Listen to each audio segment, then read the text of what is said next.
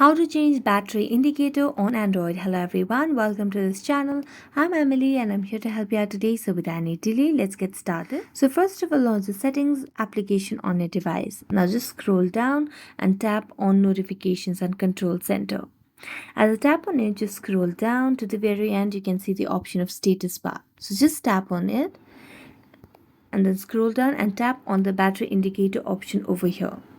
So as you tap on it, you'll be given three options. One is the null one, where you can not see the digital form of the battery percentage that is left on your device, which is toggled on right now. Next is having your battery percentage inside the icon. Next is having battery percentage outside the icon. You can select any of these options. If you tap on the second option, it will look something like this over here at the top.